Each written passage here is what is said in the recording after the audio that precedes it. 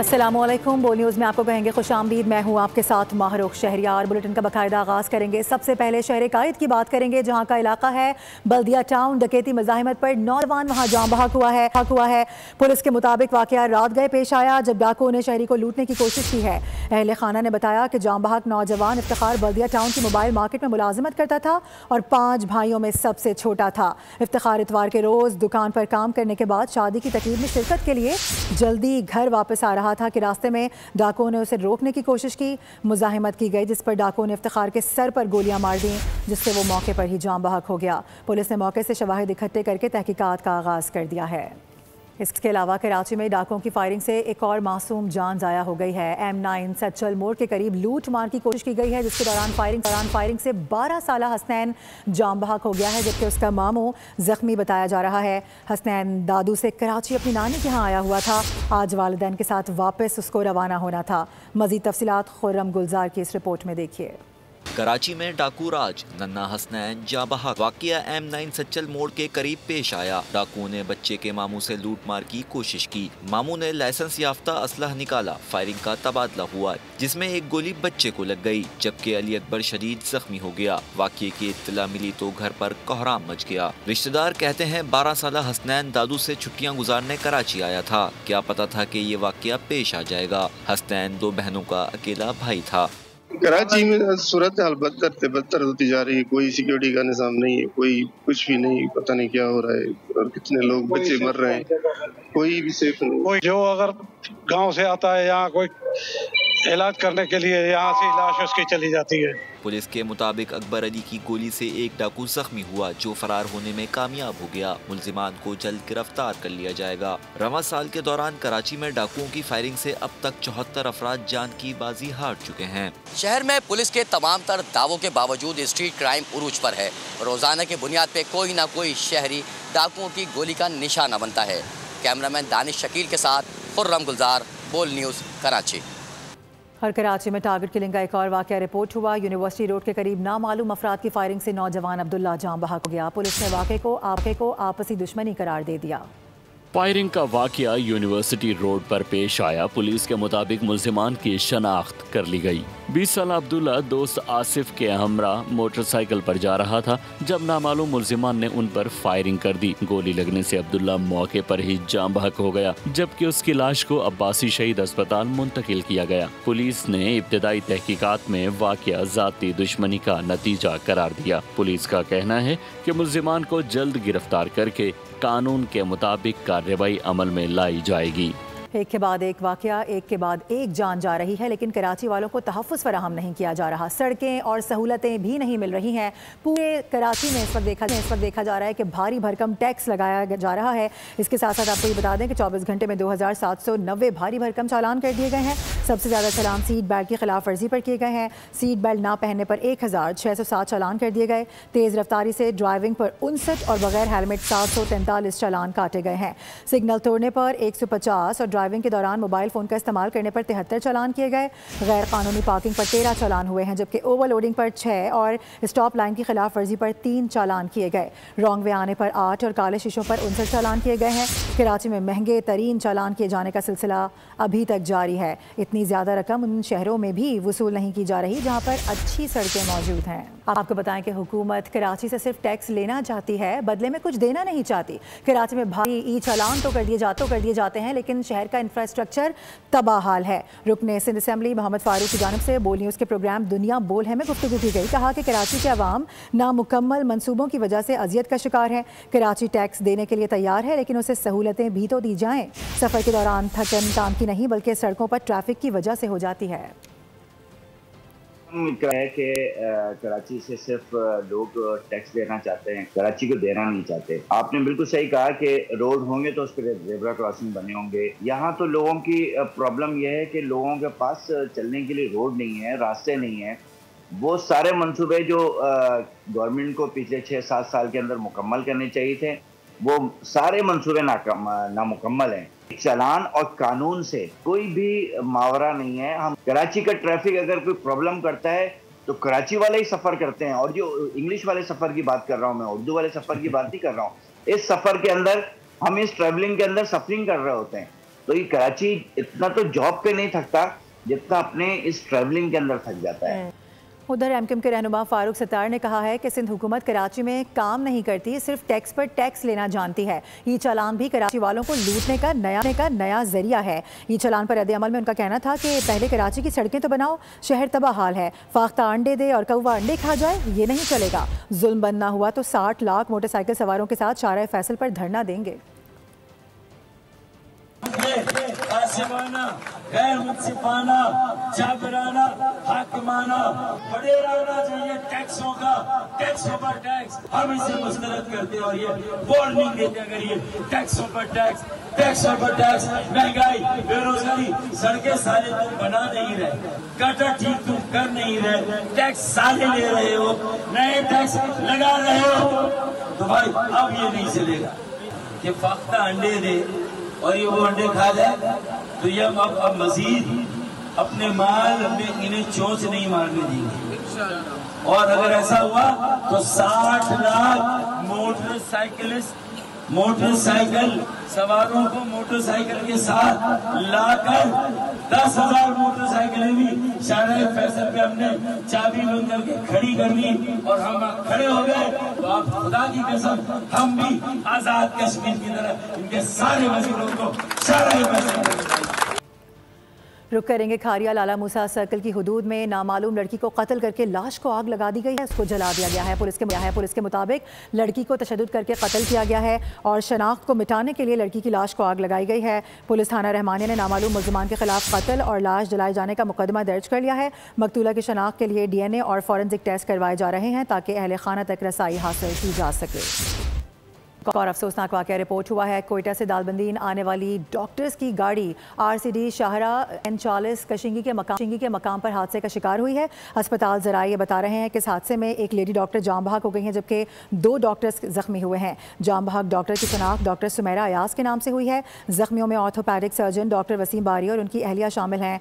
ज़ख्मियों को नौशकी अस्पताल से कोयटा रेफर कर दिया गया है। आगे बढ़ते हुए आपको बताएं कि लाहौर आलूदा तरीन शहरों की फहरिस्त में सरे फहरिस्त है। आज भी शहर का एयर क्वालिटी इंडेक्स 401 है। सबसे ज़्यादा air quality index 770 civil secretariat का रिकॉर्ड किया गया है। इसी हवाले से मज़ीद तफसीलात देंगे अफजाल अब्बासी। जी अफजाल, बताइएगा।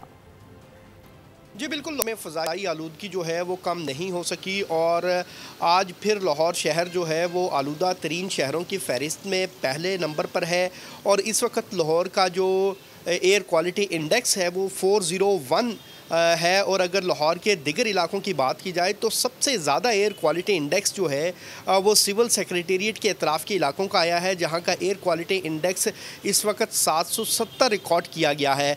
इसके साथ साथ वाइल्ड लाइफ पार्क का एयर क्वालिटी इंडेक्स 718, जबकि बरकी रोड का एयर क्वालिटी इंडेक्स जो है वो 610 रिकॉर्ड किया गया है। तिबी माहिरीन ने शहरियों से अपील की है कि वो सुबह और शाम के औकात में घरों से गैर ज़रूरी बाहर ना निकलें और अगर घरों से निकलना ज़रूरी हो तो मास्क और ग्लासेस का इस्तेमाल लाजमी करें, क्योंकि स्मोक की वजह से शहरियों को जो है वो गले में खराश और नाक और आँखों में जलन की शिकायत जो हैं वो बहुत ज़्यादा कर रहे हैं। इससे बचाव के लिए तिबी माहिरीन का कहना है कि पानी का इस्तेमाल जो है वो ज़्यादा से ज़्यादा किया जाए और अपनी आँखों पर जो है वो पानी का छिड़काव भी किया जाए। अब्बासी, बहुत शुक्रिया आपका। डिटेल्स के लिए आगे बढ़ेंगे। गजा अमन मंसूबे की बात करेंगे जिस पर तुर्की में मुशावरती इजलास आज होगा। पाकिस्तान की नुमाइंदगी नायब वज़ीर आज़म इसहाक डार करने जा रहे हैं। पाकिस्तान जंगबंदी मुआहदे के मुकम्मल निफाज और इसराइली फ़ौज के इनखला का मुतालबा एक बार फिर दोहराएगा। गजा अमन मंसूबे पर इस्तांबुल में बड़ी बैठक। इजलास में पाकिस्तान समेत 8 ममालिक के वज़ीर ख़ारजा शरीक होंगे। पाकिस्तान की नुमाइंदगी नायब वज़ीर आज़म और वज़ीर ख़ारजा इसहाक डार करेंगे। इजलास में सऊदी अरब, कतर, अमारात, इंडोनेशिया, उर्दन और मिस्र के वज़ीर ख़ारजा भी शरीक हैं, जिसका एजेंडा गजा में इमदाद की बिला रुकावट फरहमी है। तुर्किया में मुनक़्क़िदा इजलास में जोर दिया जाएगा कि इसराइल को आलमी ज़ाब्तों का पाबंद बनाया जाए। पाकिस्तान गजा समेत मकबूजा इलाकों से इसराइली इनखला का मुतालबा करेगा। तर्जुमान दफ्तर ख़ारजा का कहना है कि फ़लस्तीनी रियासत का दारुल हुकूमत अल-कुद्स अल-शरीफ होना चाहिए। पाकिस्तान फ़लस्तीनी अवाम के हक़ खुद इरादियत और इनकी इज़्ज़त और इंसाफ की बहाली के लिए पुरअज़्म है। इसके साथ साथ गजा से लेकर लबनान तक इसराइल जंगबंदी मुआहदे की धज्जियां उड़ा रहा है। सिहोनी फौज ने गजा में 3 और लबनान में 4 अफराद को शहीद कर दिया। मगरबी किनारे में भी घर घर तलाशी के दौरान 21 अफराद को हिरासत में लिया गया। गजा और लबनान में जंगबंदी मुआहदा बराए नाम रह गया। इसराइली फौज ने मगरबी गजा में हमले किए, जनूबी लबनान में फिर बमबारी की, कार पर ड्रोन हमला करके 4 अफराद को शहीद कर दिया। दूसरी जानब गजा में मलबे से मजीद 2 लाशें निकाल ली गयीं, जबकि हमास की जानब से मजीद 3 यरगमालियों की लाशें इसराइल के हवाले कर दी गयीं। उधर काबिज फौज की मगरबी किनारे में भी कार्रवाइयाँ जारी हैं, जहाँ घर घर तलाशी के दौरान बच्चों समेत 21 फलस्तीनियों को गिरफ्तार कर लिया गया।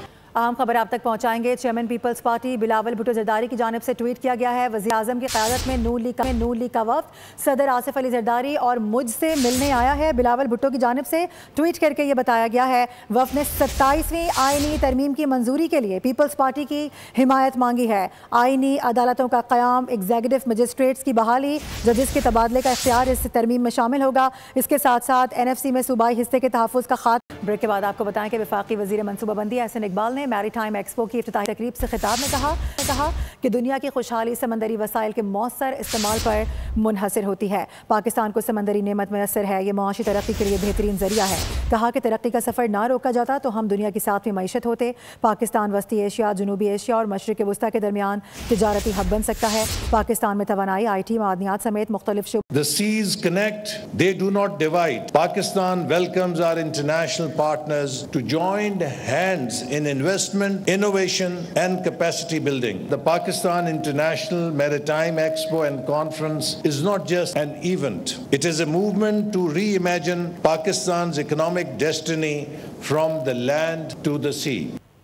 अपडेट करेंगे आपको। कारोबारी हफ्ते के पहले रोज स्टॉक मार्केट में मुस्बत रुझान देखा जा रहा है। पाकिस्तान स्टॉक मार्केट ट्रेडिंग के दौरान 2000 पॉइंट्स का इजाफा रिकॉर्ड किया गया है। 100 इंडेक्स 1,63,659 पॉइंट्स पर इस वक्त ट्रेड हो रहा है। कारोबारी हफ्ते का पहला रोज है। स्टॉक मार्केट में मुस्बत रुझान देखा जा रहा है। पाकिस्तान स्टॉक मार्केट में ट्रेडिंग के दौरान 2000 पॉइंट्स का इजाफा रिकॉर्ड किया गया है। और अभी आपको अपडेट करें कि वफाकी वज़ीर सेहत सैयद मुस्तफ़ा कमाल ने कहा है कि पाकिस्तान का निज़ाम सेहत मिसाली नहीं है, ताहम हुकूमत इसे बेहतर बनाने के लिए संजीदा कोशिशें कर रही है। दुनिया का हेल्थ केयर सिस्टम अब इलाज से ज़्यादा एहतियात और बीमारियों से पेशगी बचाव पर तवज्जो दे रहा है और पाकिस्तान को भी इसी समत में बढ़ना होगा। मुस्तफ़ा कमाल का कहना था कि अगर मुल्क में साफ़ पानी की फराहमी यकीनी बनाई जाए तो अस्पतालों पर 70% मरीजों का बोझ कम किया जा सकता है। पाकिस्तान हेल्थ मैनेजमेंट का जो निज़ाम है सारा, हेल्थ सेक्टर का जो निज़ाम है सारा, डेफिनेटली अपनी आइडियल कंडीशन में, आइडियल पोजीशन में नहीं है। हम इसको अपनी आइडियल पोजीशन पे लेकर जाने की जद्दोजहद कर रहे हैं। दुनिया में हेल्थ केयर का जो कॉन्सेप्ट है वो बदल गया है। अब इंसानों को मरीज़ बनने से बचाने की बात होती है हर जगह। और हम सब लोग जानते हैं कि पाकिस्तान में भी और दुनिया में तो बहुत ज़्यादा लोग दवाओं से शिफ्ट होकर लाइफस्टाइल मेडिसिन पे आ रहे हैं। नाम तो है लाइफस्टाइल मेडिसिन का, उसमें मेडिसिन नहीं है, उसमें सिर्फ आपको अपनी डॉक्टर, ये पढ़ा लिखा डॉक्टर, ये आज का डॉक्टर डिग्री किया हुआ है स्पेशली, अब ये लाइफस्टाइल मेडिसिन पे जा रहे हैं सारे के सारे। खबर है अभी भारत से, जहां पर मोदी के यार अनिल अंबानी के खिलाफ कार्रवाई की गई है। भारतीय इन्फोर्समेंट डायरेक्टोरेट ने अनिल अंबानी की 31 करोड़ रुपए की जायदादें जब्त कर ली हैं। मजमूई तौर पर ईडी ने अनिल अंबानी की 40 जायदादों को अबूरी तौर पर मुंजमद किया है। मुंजमद की जाने वाली जायदाद में अनिल अंबानी की मुंबई वाली रिहाइश गाह भी शामिल है। भारतीय इन्फोर्समेंट डायरेक्टोरेट का काला धन सफेद करने की रोकथाम के कानून के तहत रिलायंस ग्रुप के खिलाफ कार्रवाई कर रहा है। ननकाना साहब बाबा गुरु नानक के 556वें जन्मदिन की तकरीबात जारी हैं। इसी हवाले से बात करेंगे। वहीं पर मौजूद हैं हमारे नुमाइंदे सैयद सलमान मुस्तफ़ा। सलमान बताएगा कैसे इक़दाम यहाँ पर आप देख रहे हैं। मैं इस वक्त मौजूद हूँ गुरुद्वारा जन्मस्थान ननकाना साहब में। यहाँ पर बाबा गुरु नानक के 556वें जन्मदिन की तकरीबात का आज पहला रोज़ है। तकरीबात का आगाज़ आज हो चुका है। अंदरून और बैरून ममालिक से जो हैं तकरीबन 30,000 के करीब सिख यात्री जो हैं वो इन तकरीबात में शामिल होंगे। अगर भारत से आने वाले यात्रियों की बात की जाए तो कल 4 नवंबर को भारत से तकरीबन 2100 के करीब सिख यात्री जो हैं वो इस जन्मदिन की तकरीबात में शरीक होंगे। अगर इंतज़ामात की बात की जाए तो डिस्ट्रिक्ट एंड लोकल गवर्नमेंट ने, मतरूका वक्फ इमलाक ने बेहतरीन रिहाइश के और लंगर के इंतज़ामात जो हैं वो मुकम्मल कर लिए हैं। और तकरीबात के हवाले से अगर बात की जाए तो आज पहला पहला रोज़ है। तकरीबात जो हैं आज अखंड पाठ की मजहबी रस्म से सिख मत के मानी जो हैं, इस मज़हब के मानने वाले जो हैं वो अपना आगाज़ करेंगे और कल 4 नवंबर को भी ये रसूमात जारी रहेंगी और परसों 5 नवंबर को नगर कीर्तन जो है वो जुलूस जो है वो गुरुद्वारा जन्म स्थान से निकाला जाएगा और तकरीबन 7 गुरुद्वारों की यात्रा करके वापस गुरुद्वारा जन्म स्थान आएगा और 6 नवंबर की सुबह जो है वो सिख यात्री जो हैं वो अपने अपने मुमालिक में और अंदरून वाले जो हैं वो अपने शहरों में चले जाएंगे। इस तरह तक सलमान, आपका बहुत शुक्रिया। और जाते जाते गुलकारा रेशमा की खूबसूरत आवाज़ सुनते हैं जिनको मद्दाहों से बिछड़े 12 बरस बीत गए हैं। इसी के साथ न्यूज़ बुलेटिन से फिलहाल इतना ही। विजिट कीजिए boldnews.com और रहिए बोल्ड के साथ।